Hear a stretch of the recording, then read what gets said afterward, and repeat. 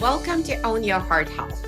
I'm Dr. Regina Druz, your holistic cardiologist. This week, we will dive into common heart health concerns, uncovering root causes, and unpacking scientific discoveries and controversies. The information provided does not constitute medical advice. Please contact your healthcare practitioner before making any changes that may impact your health. Well, hello, everybody. I am back, and this is spring edition of Own Your Heart Health with me, Dr. Regina Druz. And today I have a beautiful guest who joins us from a great location. She's actually in Hawaii, a place that I would love to visit one day. You know, I have not made my kind of trek to Hawaii yet, but I think it's coming up. And what's interesting about my guest, her name is Dr. Robin Rose. And actually, Dr. Robin Rose is a nephrologist, which is a kidney specialist. Actually, not. I'm family practice. Family practice. Specific interest in healthy kidney. In healthy kidney. And so Dr. Rose here has dedicated a lot of time and a lot of effort to standing up something that she calls Renology. So Robin, tell us a little bit about yourself, sort of like your professional development, and what is Renology, and why did you even bother to do something like this, right? Perfect questions. Well, I kind of did a circuitous route to get into medicine. I mean, I started out as a bit of a creative wanderer. In my early 20s, I lived in India and found myself working with a fishing village doctor. And it got my attention. And I was amazed at how sick people were and what they had to do to get healthy in a place that really didn't have resources. So I managed to get myself sick and went home. I had that luxury that many people there didn't. And over time, I started studying things like gardening and growing interesting plants, medicine plants. All right, a medicine woman. And then I became very interested in nutrition and started being a health food chef. This was in the early 70s, before anybody even knew what I was talking about. I had a health food bakery. I was baking whole wheat bread and bagels and cinnamon rolls, driving them all over New Jersey. I was East Coast. And wow. Basically, over time, found myself going to nursing school as an undergraduate degree. I was a little bored because I wanted to know more. And I did a family nurse practitioner program and became very enamored with the idea of lifestyle and prevention.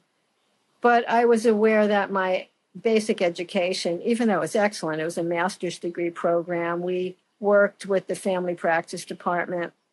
I didn't know enough. And so off I went, turned around, went back to school, went to medical school at the U of A in Tucson, Arizona, and was blessed to have Andrew Weil as a mentor and a friend and kind of a colleague in sharing the way that we can think out of the limited conventional box. Mind you, I love my conventional allopathic education. It's gorgeous. And yet, I mean, I had an interesting piece of my story. While I was in medical school, my spouse relapsed with leukemia and died. Oh, that's terrible. Made med school interesting. And so Andy was amazing. I mean, he was sending me off to all these different healers to learn different things. And I just came to understand that what we offered in our allopathic world was only part of the sentence. And so over time, I started studying Chinese medicine, continued with herbal studies. I was doing a massage class while I was in med school just for sanity, and hang out with people who like to touch. It's like, oh, this makes sense. And so, essentially I was adjuncting my education with other stuff. People would borrow my notes from med school, and I already had put the herbs and different nutrients that had to do with the topic. And they go, "Oh, did they talk about that in the lecture?" You're like, no, but I can talk about this, right? And so I started doing lectures and stuff with Andy, getting other people to come in. So anyway, went and did an amazing family practice residency in Santa Rosa, California, which had an openness. The community was open to it. And mind you, the most allopathic in-hospital training, but we had an herb garden that the residents had to maintain.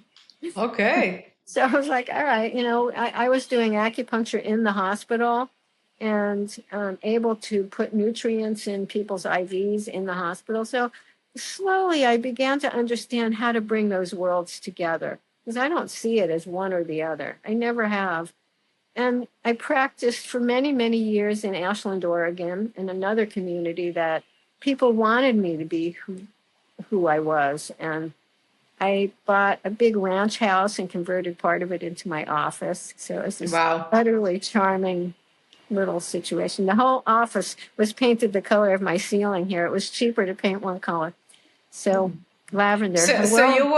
It's interesting because you sort of like, you defy the paradigm, right? Because the paradigm is that first people go into traditional training, and then over time, as they maybe get some personal health issues or some relatives or friends, or they burn out a little bit, then they kind of expand into that integrative and maybe functional medicine. But you sort of went in reverse, right? You were always gravitating to this integrative, more holistic approach, more natural approach, and you incorporated allopathic education along the way just to supplement that. So it's a very interesting combination of things. Like you're sort of like switch places, with regards to. I used to say that I needed a physician consultant as a nurse practitioner, so I just became that. It was easier that way. Amazing. And honestly, so to take this ahead, I mean, I practiced for decades in Oregon, and stories that I don't need to share, a lot of stress in my life, and also miracles of goodness. However, all of a sudden, I was diagnosed with kidney cancer and had to deal with that. Essentially came out of that trauma, having moved to Hawaii, and found out that I had a GFR of 30, which is really scary. And so let's stop you for a second, because not all of our listeners may know what GFR is, right? So sounds like in a lot of situations, your personal health issues kind of reveal the path that you should be on, right? Yeah. So what is GFR? Even as much as I knew, this is a term that it's a made-up number, but it's a wonderful guide for glomerular. That's the little pieces of kidney. Filtration, the kidney's a filter. Rate. So the GFR is a guesstimate of how are you doing. The really optimal normal is 120. So, okay, here I am with 25% function and feeling like what comes out of the dog. And getting absolutely no useful help, and I didn't know it either. I mean, I saw a cardiologist who chided me. Repeat after me. I don't have kidney disease. And I'm looking at him like, what is going on? Am I like, in some horror movie? I mean, nobody knew what to tell me. So I sat here in Timbuktu and I started looking up. My potassium wasn't normal. What does that have to do with kidneys? Hi, everyone. It's Dr. Regina here. I know there are contradictory opinions about nutrition for heart health and longevity. The discussion often gets heated and confusing. There are those who push for low fat, low cholesterol. Then there are fans of a ketogenic diet. There are many anti-meat voices as well, suggesting vegan or vegetarian style of eating. With all the chatter out there on what and how to eat, my team and I decided to create a tool for patients, medical professionals to clear the clutter. It is called Holistic Heart University, and it provides on-demand courses, nutrition and lifestyle resources, information on supplements to make it easier to understand how to make healthy choices for your heart. I'm especially proud of our open office hours for program patients and the Q&A feature where you get to ask your individual questions and put us in the hot seat. Head out to the show notes for the link and use my special promo code to get a huge 20% off on our annual health and wellness subscription. The code is owner20, and I'll see you in the office hours. Go back to that because you're going too fast for me. So estimated GFR, right? Anyone could get it. It's a very simple lab. It's a standard lab. It's on all of the reports. It's actually a calculation, right? A calculation based on creatinine, which is one of the measurements of kidney function. And it essentially, as you're describing, reflects how well those glomeruli, which, what would be the best way you would describe them? Because usually I describe them to patients as kind of filtration bowls. I don't have any better analogy than that. So our kidney is composed of these glomeruli, which are a single one is glomerulus. I think it means like head or something, right? So essentially it's the main filtration component of the kidneys. That's what kidneys are doing. They're filtering out toxins and, regulating various minerals, and that's their job. And when the kidney works well, we have no issues. We go and we urinate, and that's how the toxins leave our body, right? So kidney is what's making urine and filtering things out, right? It's the gatekeeper. So tell us. Discernment. Exactly. So tell us, what are the issues, that estimated GFR, what are the levels? You said the normal one is greater than 120, but what are the levels that people should be aware of? And at what number, let's say the number comes up once in a while, right? People will see it in their laboratory reports. At what number should raise an alarm for a person? Well, alarm is different than concern. Okay, concern. 30 was an alarm for me because the next conversation was, when will you be willing to have tubing installed in your body for dialysis? I personally was not willing at all. And I said that. It's like, teach me what to do so I can get better. Well, you don't get better was the party line. And that's why I'm doing this. I basically came out of thinking I'm ready to be retired because kidney decline, so early decline, is when we can really step in. You don't need a drug necessarily. You might just need some common sense. Maybe early on, it's not alarming, but it's like, what are you willing to allow to be compromised in your health? Would you say that a person, an individual, should be concerned if their estimated GFR is less than 100? You said normal is 120. I had seen it in a young people. I don't really see it in kind of middle-aged or older people quite often. So well, I have a 72-year-old husband whose GFR is 100. That's impressive. Not very many older people do. He's been a health food nut and an extreme athlete, took care of himself. I start noticing when the GFR gets under 90, although 90, you don't feel so bad. It's like, all right, don't eat stupid and don't expose yourself to toxins. When you start getting into the 70s, 80s, it's like, pay attention because there's a vulnerability. And it's not always understood that the vulnerability could show up in other situations. In other words, that vulnerability might be why somebody's having high blood pressure, or that vulnerability may be why there's prostate problems, or, it doesn't, it's not like this causes that. What is filtration? It means I've decided what's good to keep and what's good not to keep. Well, all of a sudden I'm keeping stuff that makes me sick and I'm getting rid of stuff I needed. And so there are strategies that we know about. Traditionally, the lab often will say GFR greater than 60 is normal. And I'm here to say that that's not true anymore. That's something in primary care, we can start saying, let's think preventively. Let's do long-term planning. If my GFR is 70 and I'm 58 years old, maybe I need to be aware of what can I do to protect this gland, this organ that is connected with everything. I have this joke, the kidney bone's connected to the brain bone and the kidney bone are connected to the heart bone. It's all talking. Realize Of course. all the blood gets circulated through the kidney. Right. All the Well, time. it's our day. filtration system, as you mentioned. And those cells go everywhere. Yeah. And in cardiology, obviously, we're very mindful of the kidney because for a number of reasons, we know that certain very specific cardiac conditions, sort of acute hospital level cardiac conditions, almost always result in kidney abnormalities, or kidney abnormalities make them worse.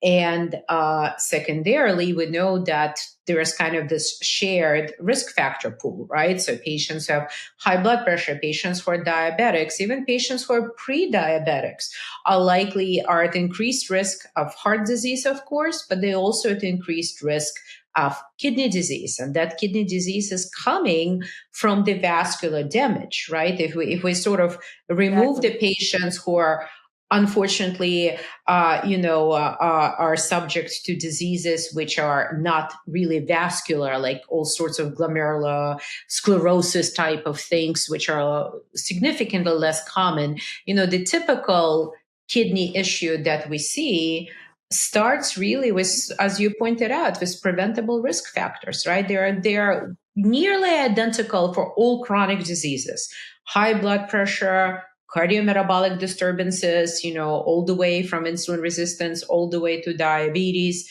sedentary lifestyle, toxic exposures, essentially, ultra processed foods, that they all kind of come in together to influence the kidney. So do you believe that, I often look, when I work with patients, we often look at the vascular age, right? Luckily in cardiology, we have a lot of data. So we know, for example, that if a person is this age and this gender and they have a certain calcium score, which is greater than 0, we could say, well, that places you're younger in terms of estimated vascular age. We can't really truly measure it, but your coronary age is either younger, older, or on par with your peers. And, we do it for carotids also.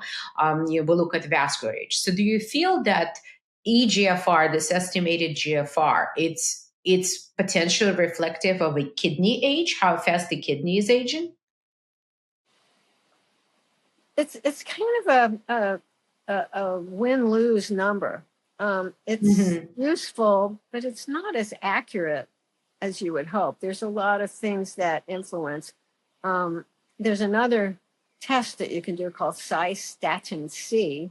It's a little bit more accurate, especially in older people who are extremely muscular, or people who are really skinny might have abnormal GFRs, but it doesn't. What is it reflecting? And so, unfortunately, it's way more complicated than I'd like it to be. So that, but ultimately, what you said is true. It's like I've looked at this like, okay, primary care doctors are who gets the first run of things. I'm tired. I can't sleep good. I'm kind of irritable. My gut doesn't feel good. I'm more achy. I mean, what does that mean? It could be 100 different things. And so sometimes it's really a matter of going, well, let's look at, how are you sleeping? What are you drinking? What are you eating? What are the toxins in your bathroom, under your bathroom sink, in your kitchen, in your garage? And so there's so many things that we can do. The literature is there to support the fact that all those things really impact the kidney. And so even without all this fabulous testing, you can pretty much start to put together a self-program. And what I realized, I like the idea of discernment. I have to discern what's good in my life and not just like the kidney. The kidney adapts when things aren't doing good. I have to learn to adapt, to be willing and flexible. And then, each person really has a different presentation. If somebody has autoimmune issues, that's going to complicate things. In my case, there was neoplasia, it was cancer that showed up. It's like, Right. okay, let's look at the immune system. And over a decade that I've been really just deep diving into this, a lot of it starts in the gut. So start there. If there's dysbiosis, that means that the gut bugs are kind of scrambled up and confused. You need healthy ones. Start eating fermented foods. That's an easy thing. At the moment, Simple things. Your husband is making what? Kimchi? He's in there making sauerkraut now. I just asked him to turn the music down so it wouldn't be too loud. Nice. With 40 pounds of cabbage from Whole Foods. That's too funny. So let me ask you, you recently wrote a book. It's called Renology. So what is Peptides. Renology Peptides. So let's show it. Beautiful book. Love it. Renology Peptides. So what is Renology and what are peptides? Let's talk about that. Well, my oncologist, who is an integrative oncologist who did Andrew Weil's program, I was blessed to have her help, basically said to me, don't say failure. You are not in kidney failure. She was fierce. Okay. I said, you're right. What does that do to your brain? Failure? No, that sounds bad. So over time, kind of tongue in cheek, I was like, I don't want failure. I want success. And then it's funny because the nephrology community said, nobody knows what the word renal means. We're not going to use it anymore. And I was like, cool, I'm taking it. And so basically I said, all right, Renology is kidney success. Okay. So I call this the art and clinical science of kidney success, turning vicious cycles into precious cycles. Because there's so much connections that go wrong, let's reclaim. And so Renology really was something that I birthed to change our mind that, yes, you can succeed with kidney. It's every single person I saw, I came home and cried. I was demoralized. Nothing would ever help. And I finally had to just get fierce. I don't like the term kidney warrior. I don't want war. Thank you. But you are in some ways a kidney warrior. But I'm more of like a kidney peacenik. I want peace in the body. I want all these inflaming, agitated things to calm down. And so Renology really offers that. It's really the pathway to what can I do, no matter what stage. I tend to work with earlier people because that's primary care. But at every moment, there's stuff that we can do to alter this. I'm glad that's not my dog barking. And that's part of life. Anyway, so what does kidney success mean? Hi everyone, it's Dr. Regina here. Many of my colleagues and I are noticing patients coming to us with self-ordered blood tests. When this trend started to gain momentum, I thought it would benefit many patients. After all, who doesn't want more access to health testing? However, I see that self-ordered labs often lead to more confusion and frustration for our patients. Patients are coming in with a pile of labs, and sadly, they're not better off for it. This is why we at Holistic Heart Centers have launched Heartwell Toolkits, a curated collection of blood and genetic markers that one can get at home, focused on heart and brain health, gives you all the data you need to make informed and actionable health decisions. The toolkits can be ordered at our shop on holisticheartcenters.com. You can find the link in the show notes. Use the code TESTING10 to get 10% off and free shipping. What defines in Renology, right? What does kidney success mean and how it may be different or similar to kind of more traditional medical definitions? And by the way, that's what I'd like to hear your input on this. And it's very important what you said, because, obviously in cardiology, we have heart failure, right? And I just literally earlier this evening was talking about heart failure in one of the webinar presentation to professionals.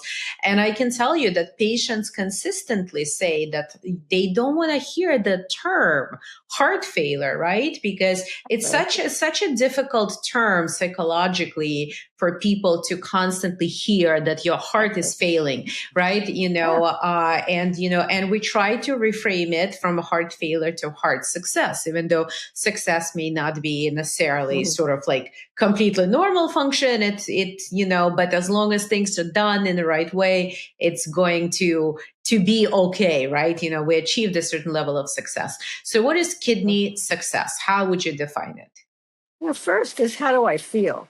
Some people who have kidney stuff say they feel fine, though when I start picking at them, actually not, oh yeah, well, I have all that stuff. But really, it's like, what's the terrain that presents? First step, where am I? And then what can be done? And there's a lot that can be done. Regenerative medicine is totally exciting to me. That's part of what my book is about. So that's you going into peptides, right? So could you tell? Only one day. We have to regenerate by, what do I think? Am I chronically thinking negatively? That's why kidney success affects my limbic system way better than kidney failure. How am I treating people in my life? How am I treating myself? Am I bad-mouthing myself? Am I eating wisely? Am I sleeping okay? Am I making excuses and quote cheating when I'm actually choosing? So all of that really is what is regenerative, because without that, most of the strategies don't work. I've had patients say, now you gave me this medicine, I can do what I want. I'm like, no. I honestly, the more I practice cardiology, and I've been a cardiologist since 2001, so it's almost 24 years, right? Almost 20.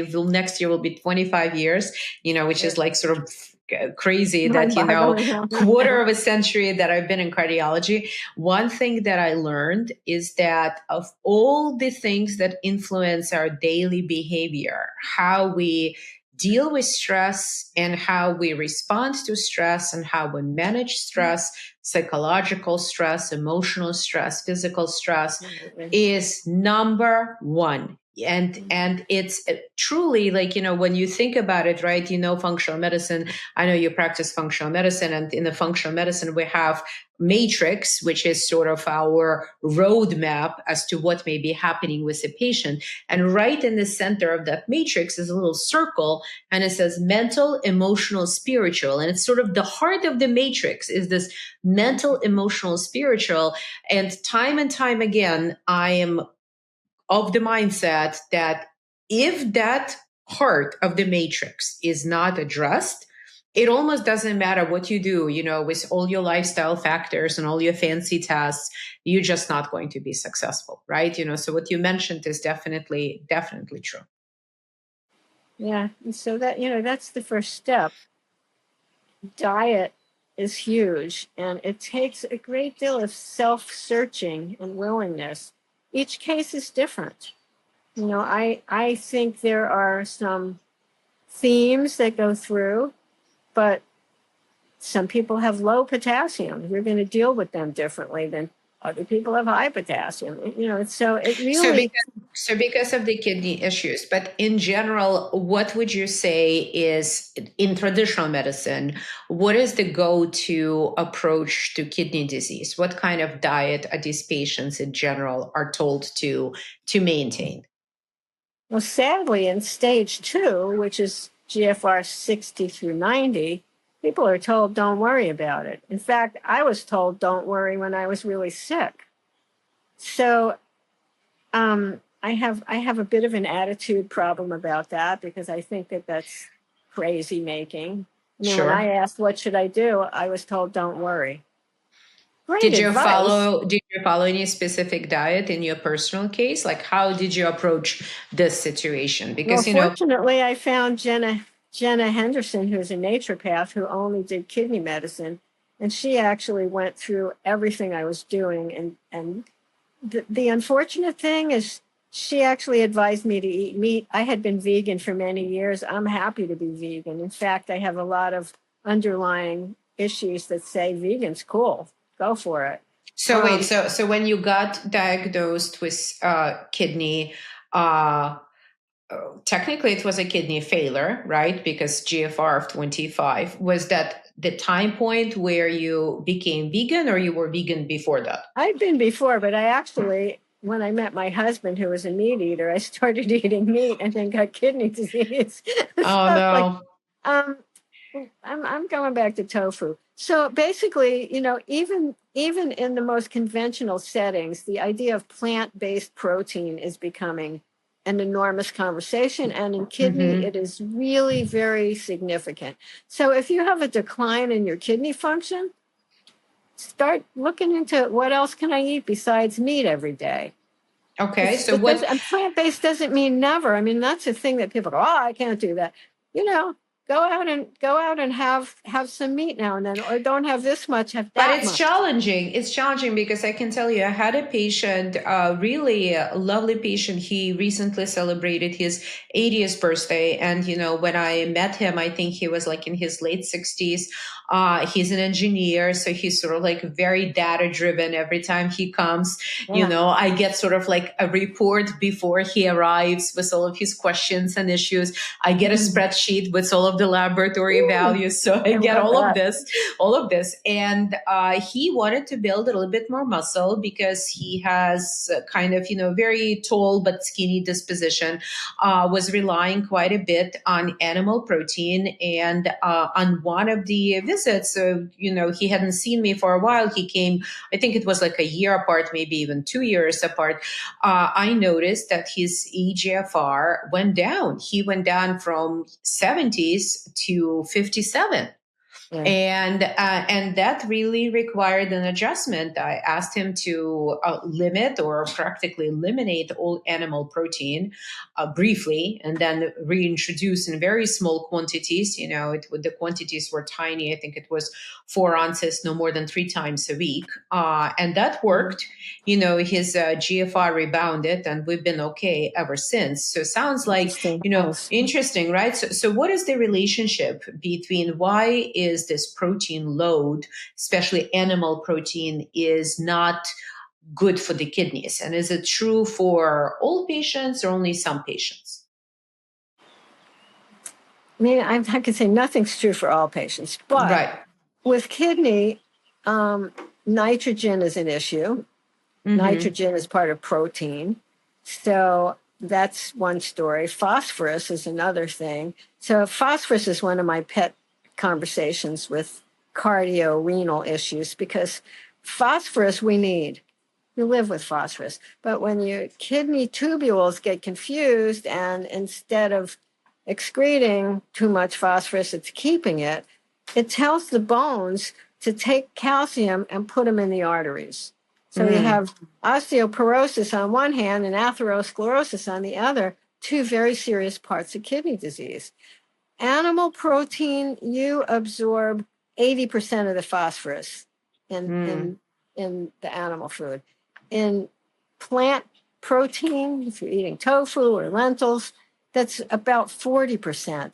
There's so you drop it in half pretty much. So you're absorbing less. There are issues. Carnitine and carnosine are needed, and they come from animal foods. But okay, nothing's perfect. Adapt. I got to adapt. I'm gonna watch out for these things. And in the book, I have a long chapter on carnosine, which is really a wonderful supplement for kidney, for diabetes, for heart, for the immune system. It's cheap. What does carnosine do exactly? Why do you consider it such an important supplement? It's a 2 amino acid peptide, so it's tiny. It has access to get into the cell. It has access to get into the nucleus. It can actually get in the nucleus and remove epigenetic damage. So life causes damage. These things, and that's true of all these bioregulators, which is why I was delighted to weave this book together, because carnosine is one that's amazing. I mean, it helps with the eyes, it helps with the immune system, it helps with blood vessels, with nitric oxide, with homocysteine. I mean, everything I look up, there it is. I could keep talking about. So let's give people some definitions. What are peptides and what are bioregulators? All right, my favorite thing. Your favorite topic.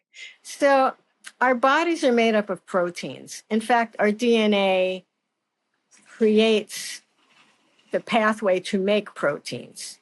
As we age, if there's damages, those proteins aren't being made. Keep that in mind. And then the fact that these proteins are big, complicated molecules is a whole biochemistry that we don't even want to talk about. But say this little piece of that protein is the active.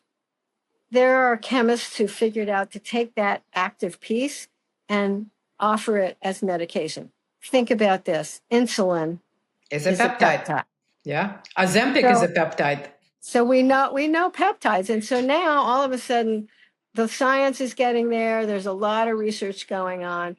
So there's the definition changes depending. Some of it's political, which is another conversation to avoid. But from 2 to 50 amino acids is a peptide. Is a peptide. The bioregulators are way smaller. They're like 2 to 4 amino acids. So tiny that, like I said, they get in the cell, they get in the nucleus, and they actually replace breakages. They repair breakages that happen to DNA. So proteins that our body needs that isn't happening, suddenly the DNA expands, everything gets better, out comes these proteins. You know, the computer's working again to produce proteins, which is why you need to eat good. But too much protein with kidney actually starts damaging the kidney. I mean, I found the same thing. I had Facebook kidney group friends who told me to stop eating meat.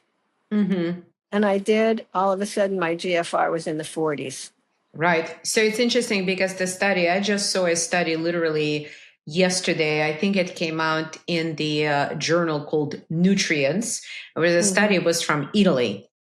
And of course, you know, all nutritional studies that are done using questionnaires and recollection of what people were eating. Yeah, it's always challenging. There's always a lot of confounders, and, you know, none of them are really cause and effect. They're mostly like observational studies, right? So they're correlation, they're not causation, because we don't really know that. But what was interesting about that study, it was actually done over a good chunk of time. I believe, you know, 15 plus years, maybe even 17 years. And they studied several populations, like around Italy in small places, and documented consumption of red meat and consumption of chicken. And so what they figured out is that increased consumption of chicken, you know, they divided based on these questionnaires whether people were consuming, you know, kind of the lowest amount, middle of the road amount, or the higher amount. And so people that were consuming the higher amount actually showed increased total mortality. So, you know, so it's interesting because, like, of course, there wasn't any other information, like, you know, they didn't necessarily ask, you know, how many vegetables or what have you they had, you know, was it a processed chicken, right? Maybe it was processed chicken. Maybe it wasn't like, I guess, grass-fed chicken, you know, who knows? But, you know, but that study certainly made news that, you know, yet another study that shows that potentially overconsumption of animal foods may have adversarial effects. I mean, the other thing with kidney is the acidity. You know, metabolic acidosis is way more common than we realize. And I tend to be stricter. If you look at a regular lab panel, you see CO2. That's actually bicarbonate. So CO2 is the acid end of this spectrum, and it actually is representative of the bicarbonate. But I like to see that close to 30. And I mean, you know, this is whether they're kidney patients or other patients. I look, the CO2 is 21, 22. So they're acidic. Those patients are pretty acidic. They're using up their bicarb, basically.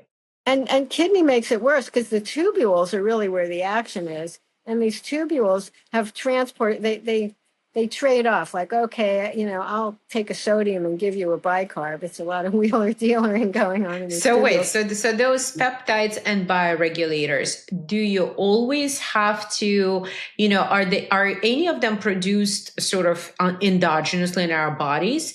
And, how do you make a decision which sort of peptide or bioregulator to supplement? What's the rationale? Well, as I said, first, the low-hanging fruit. I go through lifestyle with people. Are there toxins in your life? What are you eating? How are you stressed when you're eating? Are you blah, blah, blah. And that's time consuming, but you can self-diagnose that way. Like, I'm talking to myself way oftener than I'd like to admit. And then each case is unique. I just talked to a man the other day whose kidney function dramatically fell. He's got prostate issues and he has Meniere's.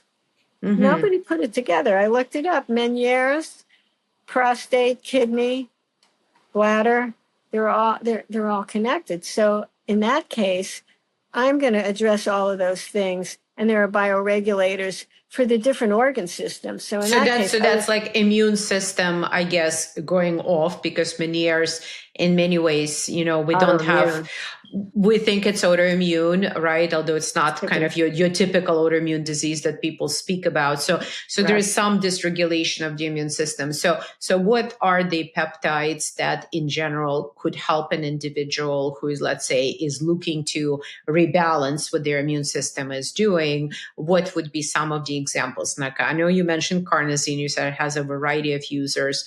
Is there anything else? The thymus peptides are beautiful. We're all exposed to such an array of heavy metals. We're exposed to an array of chemicals that I feel fairly powerless. I'm pretty strict. And you're in a beautiful green paradise there, Robin. So I don't know what chemicals you are talking about. Monsanto had fields on my island, and so that's blowing around in the dirt. And, who knows what's coming down from the streaking in the sky. It's just interesting. I don't know if you saw this. I shared a paper that I found that heavy metals will inhibit our body from making these bioregulators and peptides. Thymus, it was in specific, and the heavy metal will actually inhibit when you take them as a supplement, which was a bit alarming because mostly doctors aren't hunting down heavy metals. And that's a huge thing with kidney. Well, we do hunt them in cardiology because we had trials, right? Like a TACT trial, that actually brought in some unexpected, people didn't really expect it, but really positive results. And, we screen a lot of patients for oxidative stress, of course, and various toxicities. So Renology peptides, your manuscript, your like, should we call it magnum opus, right? Excellent. So is this, so who is it intended for? Is it primarily for professionals, or can, let's say, a patient who may be concerned with what's happening with their kidney get some useful information by reading this? I didn't water it down on purpose because I really care that doctors start thinking about this. It's the neglect is alarming to me. And so a physician can use this as a text. It's big, and if you don't read it, you can use it as exercise equipment. It's heavy. And I also have patients telling me that they're reading and benefiting. Honestly, I had to sit here and look up stuff. We have the world at our fingertips, and so there's tons of references, and essentially it's not that easy to just sit down and read the book. Okay, I'm going to take, but there's Pilotax is a kidney bioregulator that I find useful for pretty much every case that I do with any kidney decline.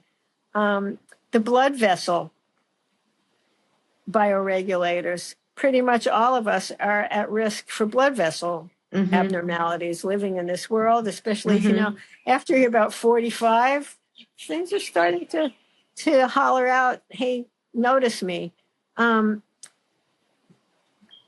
If somebody has an elevated phosphorus, and let me do a sidebar. The normal range of phosphorus for kidney isn't normal. Mid-range and below is normal. Damage is already starting to accumulate. And so a lot of people get missed. And there are strategies. I have a whole chapter on phosphorus in the book, plus I bring it up a lot of places. There's a parathyroid bioregulator with a crazy Russian name, Bonotherk. Okay. The names are challenging to me, but it modulates the calcium phosphorus problem. So it's a no-brainer to use that. There's brain effects. And so you let me include ask all you these. a little bit. So would you say, I like the fact that you're not jumping to these peptides and bioregulators right away, but you are trying to dial in person's lifestyle, their nutrition, their stress response. Absolutely. So let's say, how is your strategy? Is it that you give, let's say, patients an opportunity for a month or two or three to really lean in into those lifestyle factors? Or do you feel that the better strategy is to kind of go with a more intense regimen and help them start those peptides bioregulators right away as people are working on their diet and their lifestyle? Kind of which school of thought you happen to belong to, if to any? I'm so inconsistent because each story is just unique. Often I'm annoying because I'm like, what are you doing? What are you doing? What are you doing? I believe Chronometer is an incredible thing. It's a app online that is annoying to do. You get a scale, you know a lot about yourself. Do that for a week or two. So I often will ask people like, all right, I don't know what you're eating. How much protein are you eating? You don't know. I mean, so there's a number, 0.6 to 0.8 grams of protein per kilogram of optimal body weight. Okay, when I went to do that, I don't know how much protein I'm eating. And so did I realize chronometer helps. And rice and broccoli and carrots also have protein. So you might be eating way more protein than you realized. So really it's, put on your little scientist eye and start looking. I might do some addition. Okay, this is somebody who clearly has vascular problems. I might suggest, a nitric oxide supplement. I might do a blood vessel supplement and, like an endocalyx kind of thing, and then kidney and blood vessel. And sometimes I've done just very gentle, and I talk to the person in a month, and they're looking way better. They're feeling better. Excellent. My executive skills are better. I'm able to endure physical activity better. It's subtle. It's like, like the hot water thing. You don't notice it. Like, God, am I tired? I didn't used to be this tired. It's subtle stuff. Well, tired could be that you're not oxygenating enough. And not detoxing, and your kidney is impaired from the detox. So Robin, I think the next step for you is to host group retreats in your beautiful paradise there for people who wish to improve their kidney function. Have a Renology retreat. It even you're right. You can say R2 or 2R Renology retreat. In a beautiful place, and introduce people to some of those nutritional approaches. And I think your beautiful medicinal herbal garden and peptides and bioregulators. There's so many things you can do. I mean, if there's a message to the listeners, it's don't wait. That's early right. bird. It's like admitting to yourself, see, I'm not feeling as good as I'd like. What can I do? What am I doing that I could change? And when people say, well, you can't get better. That's when you should find somebody who says, I'll work with you until you get better. And that's really what it is. So how can people get your book? So it's exclusively available on our website. I opted out of going through Amazon for various reasons. Renology is kidneysuccess.com. Renology is kidneysuccess.com, and all we'll one put word, no one punctuation. word, and we'll put it in the show notes so people know, so that they can go ahead and order your book. Renology is kidneysuccess.com, and learn. There's ways to contact me on there. Okay. I'm slowly starting to put together blogs, fun topics like cardamom, lavender. What was a lab work that coffee. I did one on coffee, and so this is really a long conversation, and I like dialogue. Reach out to me. Patients could reach out to you through your website. Yes, and I've just created a new practice, basically called Renology Associates. I have a practice partner, Daniel Reeders, who is a functional cardiologist. Yes, I love Daniel. There's a couple of us running out there. Daniel is one of my counterparts. So Renology Associates. It makes it so, because I'm not set up with the kind of infrastructure I had when I was practicing, and so this way, he's doing the footwork, and then I get involved with my apparent expertise. Because having lived this, I've had people say, well, you wouldn't understand. It's like, oh yeah, I do. And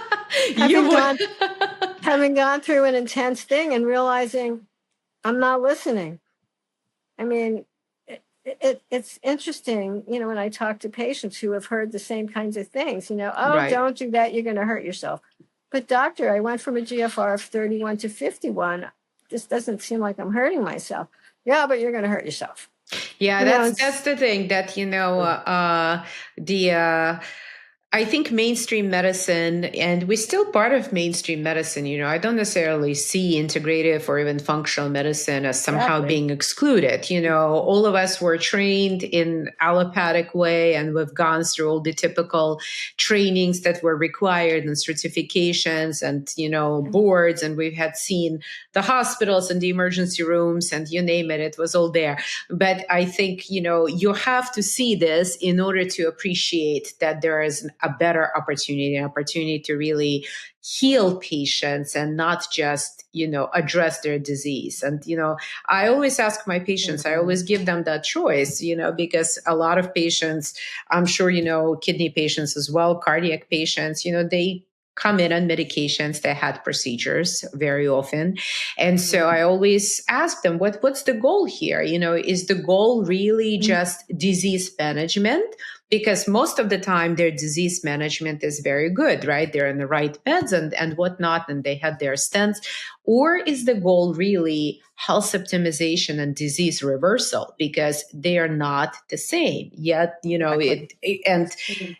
for somebody who is having an acute MI, acute infarct, there is no opportunity for health optimization or disease reversal. You have to do disease management. You have to put in the stent and allow a person to survive and save their heart. Right. But once they cleared out that window, so to speak, now is the time to start introducing health optimization and disease reversal, right? It's just a different mindset.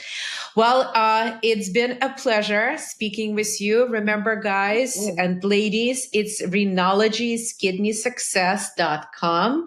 You will find there Dr. Robin Rose, tons of her wisdom, her book, Renology, Peptides, fascinating. Peptides, bioregulators are a phenomenally interesting area. I think we're going to see so much more of it as time goes on.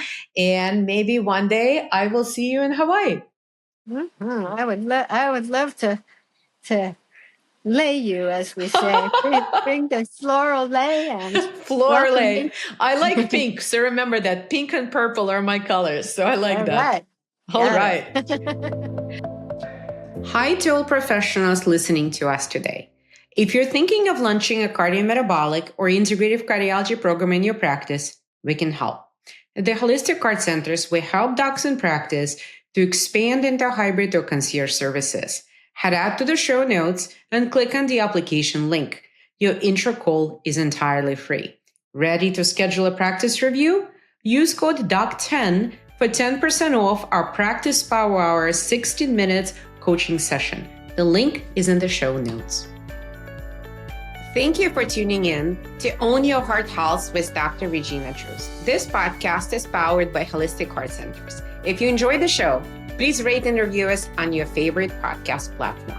To learn more about our services, visit holisticheartcenters.com and subscribe to our YouTube channel. The link is in the show notes. See you next week.